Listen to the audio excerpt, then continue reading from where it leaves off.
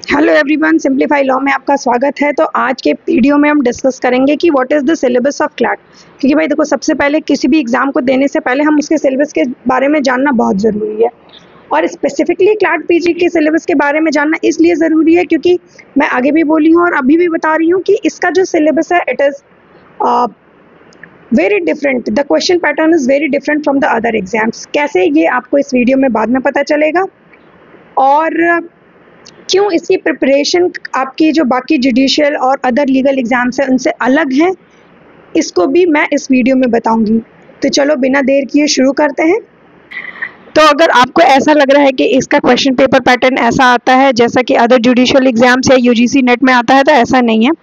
इसका exam totally decisions के ऊपर बेस्ड है। तो जितना ज़्यादा आप सुप्रीम कोर्ट के या एनी लैंडमार्क डिसीजंस आप रिमेंबर करोगे, उतना ही आपके चांसेस हैं क्लैट पीजी के एग्ज़ाम निकालने के। इसका क्वेश्चन पेपर पैटर्न भी मैं आपको अभी थोड़ी देर में दिखाऊंगी, लेकिन उसके पहले हम चलिए बात करते हैं सिलेबस की। तो बेसिकली यह जो एग्ज़ाम है ये ऑफलाइन मोड में ही होता है और इसमें सिर्फ एक ही मीडियम में एग्जामिनेशन होता है, जो कि है इंग्लिश। टोटल 120 क्वेश्चंस होंगे और आपको हर क्वेश्चन के लिए सिर्फ 1 ही मिनट मिलेगा। टोटल एग्जाम ड्यूरेशन भी इसीलिए 120 मिनट्स ही है। All questions are objective type, और याद रखना है कि इसमें 1/4 माइनस मार्किंग भी है। एक सही आंसर के लिए आपको 1 मार्क्स मिलेगा और हर गलत जवाब के लिए आपके 0.25 मार्क्स डिडक्ट कर दिए जाएंगे। ड्यूरेशन ऑफ एग्जाम इसलिए आपको जानना ज़रूरी है क्योंकि जैसा कि मैंने आपको पहले भी बताया कि it is totally based on supreme court judgement. तो आपको हर क्वेश्चन पे टाइम लग सकता है उस जजमेंट को पढ़ने में और उसको एनालिसिस करने में। तो आप बात करते हैं सिलेबस की। सिलेबस में आपका क्रिमिनल लॉ है, कॉन्स्टिट्यूशन लॉ है, jurisprudence, property law, public international law, administrative law, tax law, family law, labour law, international law, law of contract, environmental law, company law और टॉर्ट्स। जनरली वो सारा सब कुछ है जो एक यूजीसी नेट के एग्जाम्स में या जुडिशरी के एग्जाम में पूछा जाता है। क्रिमिनल लॉ में आपको बीएनएस और आईपीसी दोनों तैयार करने पड़ेंगे क्योंकि इनमें से कोई भी ऐसा जजमेंट है जिसका पार्ट आपको दे दिया जाएगा और जिसके बेसिस पे आपको ये सवाल करने होंगे। लेकिन अगर हम क्लैट पीजी एग्जाम का 2025 का पैटर्न देखें तो हम यह देखते हैं कि सबसे ज़्यादा जो सवाल है वो कॉन्स्टिट्यूशन लॉ से पूछे गए हैं, क्योंकि हमें भी पता है कि सबसे ज़्यादा लैंडमार्क जो डिसीजंस दिए गए हैं वो कॉन्स्टिट्यूशन लॉ में ही दिए गए हैं। लेकिन ये ज़रूरी नहीं है कि प्रीवियसली जो हमने अपनी किताबों में कॉन्स्टिट्यूशन लॉ के लैंडमार्क जजमेंट्स पढ़े हैं सिर्फ उन्हीं पे बेस्ड क्वेश्चन आएंगे। काफ़ी रिसेंट डेवलपमेंट के भी क्वेश्चंस आते रहते हैं। और जैसा कि हम पैटर्न की बात कर रहे थे, तो कॉन्स्टिट्यूशन लॉ में देखिए, आप देखिए 120 सवालों में से 60 क्वेश्चन सिर्फ कॉन्स्टिट्यूशन लॉ पे पूछे गए हैं, रेस्ट अदर पार्ट से सिर्फ 60 सवाल पूछे गए हैं। तो अगर आपको क्लैट के लिए प्रिपेयर करना है तो क्या क्या चीज़ें आपको ध्यान में रखनी है। तो सबसे पहले है, सिर्फ आपको सवाल रटने से या सेक्शन रटने से आप क्लैट का एग्जाम नहीं निकाल पाएंगे। ये काफ़ी एनालिसिस बेस्ड क्वेश्चन पेपर आता है, तो अपना टाइम टेबल आपको उसी हिसाब से चेक करना पड़ेगा। हार्ड वर्क के साथ साथ आपको इंटेलिजेंटली वर्क करना पड़ेगा। दूसरा, it's better to get for an online coaching और कोई भी personalize advice to tackle each topic, क्योंकि आपको इसका पैटर्न बिल्कुल अलग है रेस्ट ऑफ द एग्जाम से। तो अगर आप बाकी एग्जाम्स की तैयारी कर रहे हैं, साथ साथ इसकी भी तैयारी कर रहे हैं, तो इट्स नॉट नेसेसरली कि you will able to crack this exam.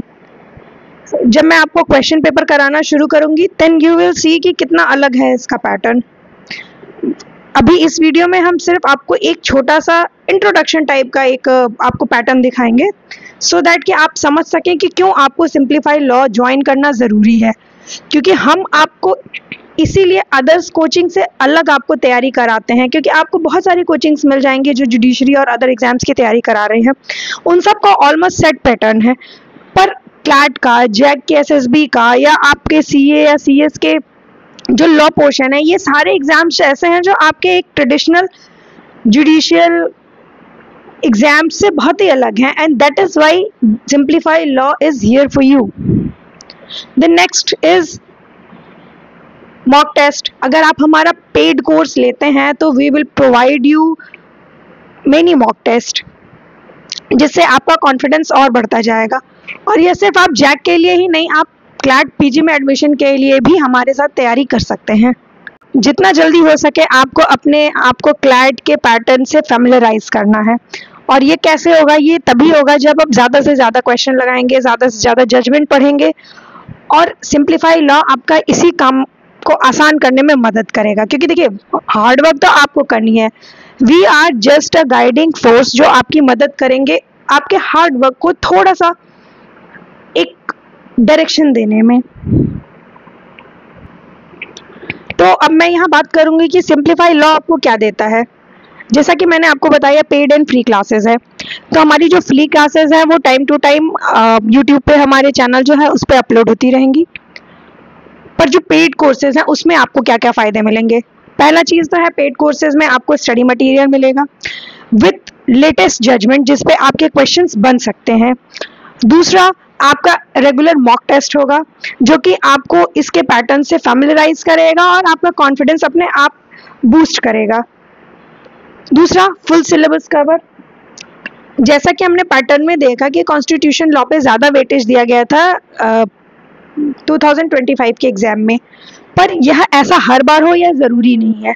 इसलिए हमें यह सबसे ज़्यादा ध्यान देना है कि हम ज़्यादा से ज़्यादा सवाल अपने हर एरिया से करें, और इसलिए हमें पूरा सिलेबस कवर करना बहुत ज़्यादा ज़रूरी है। सिंप्लीफाई लॉ आपकी इस चीज़ में आपकी मदद करेगा। Third, mock test. Mock test देना सबसे ज़्यादा ज़रूरी है to boost your confidence in examination hall. जितने ज़्यादा से ज़्यादा आप सवाल करे रहेंगे, जितने से ज़्यादा आप अपने आप को उस स्ट्रेस के माहौल में ढाले रहेंगे, तो जब आपका एक्चुअल टेस्ट होगा तो आपको वो स्ट्रेस बिल्कुल कम लगेगा और आपको ऐसा ही लगेगा जैसे आप मॉक टेस्ट दे रहे थे वैसे एग्जाम देंगे, और आपके सक्सेसफुल होने के चांसेस सबसे ज़्यादा हैं। The next is the study material. अगर आप हमारा पेड कोर्स लेते हैं तो आपके हमारे सारे स्टडी मटेरियल आपको हमारे पेड कोर्सेज के साथ मिलेंगे। जैसे जैसे हम अपना सिलेबस कवर करते हैं पेड कोर्सेज में, वैसे ही वैसे हम अपना स्टडी मटेरियल भी आपको प्रोवाइड करते जाएंगे। स्टडी मटेरियल प्रोवाइड करने के बाद हम नेक्स्ट उस स्टडी मटेरियल पे बेस्ड हम मॉक टेस्ट लेंगे। तो ये सारी चीज़ें आपका जो कॉन्फिडेंस है वो बूस्ट करेंगी। इसलिए आपको सिंप्लीफाई लॉ के साथ जुड़ना ज़रूरी है। अगर आप चाहते हैं कि आप क्लैट पीजी किसी, इवन आप अपार्ट फ्रॉम जैक, इवन आप चाहते हैं कि आप किसी बड़े एनालिस्ट में अपने आप को पीजी करते हुए देखें, तो भी आपका सिंप्लीफाई लॉ आपका साथ देगा। अगर आपने अपनी ग्रेजुएशन नॉन एनालिस्ट कॉलेज से की है और अभी भी आपका सपना है कि आप एनालिस्ट में जाके पढ़ाई करें, तो प्लीज़ क्लैट पीजी दे के आप ये अपना सपना पूरा कर सकते हैं, और सिंप्लीफाई लॉ आपका इसमें साथ देगा। आज का हमारा एक इंट्रोडक्टरी सेक्शन था जिसमें हम आपको क्लैट के सिलेबस के बारे में बताए थे। नेक्स्ट उससे हम क्वेश्चन करना शुरू करेंगे, और तब आपको इस बात की ज़्यादा क्लियरिटी होगी कि किस तरह का क्वेश्चन आपको मिल सकता है। जैसा कि मैंने पहले और बार बार बोला है कि हमारा जो फ्री कोर्स है वो यूट्यूब पे आपको अवेलेबल है।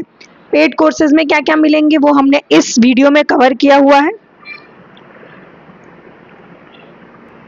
So just to get more clarity, हम यहाँ पे बात देखते हैं कि किस तरह का पेपर आपका LLM PG का आया था। 2023 का ये क्वेश्चन पेपर है।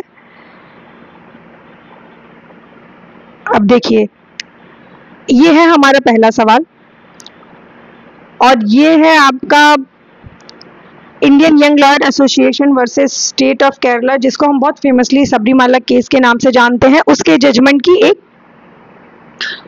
एक पोर्शन, और उस पोर्शन को यहाँ पे एग्जाम में दे दिया गया है।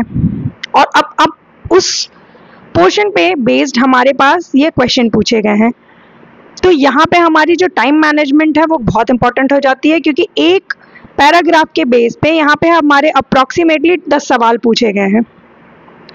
तो सबसे पहले तो हमें उस पैराग्राफ को बहुत ध्यान से पढ़ना है ताकि हम आगे के इन सवालों का जवाब दे सकें, और किसी भी जजमेंट को, कोई भी लैंडमार्क जजमेंट जो भी हमारा आने वाला है उसको भी हमें ध्यान से पढ़ना है क्योंकि हमें ये नहीं पता कि जजमेंट का कौन सा पैराग्राफ वो हमें एग्जामिनेशन में देंगे। तो इसलिए फुल जजमेंट पढ़ना इज़ वेरी इंपॉर्टेंट। उस जजमेंट को पढ़ के उसको एनालाइज करना is very important. The judgement किस थ्योरीज पे बेस्ड हैं वो भी वेरी इंपॉर्टेंट, क्योंकि इन्हीं सब से मिलके ये सारे सवाल बने हुए हैं। तो आई होप कि आज का सेशन आप सबको क्लियर हुआ होगा। From the next video we will start our questions, और हम क्वेश्चन के साथ साथ उसके कॉन्सेप्ट्स भी क्लियर करते रहेंगे। तो हमारे साथ फ्री में जुड़ने के लिए आप हमारे YouTube चैनल पे जा सकते हैं, जिसका लिंक आपको प्रोवाइड कर दिया जाएगा। Thank you, and subscribe and follow Simplify Law.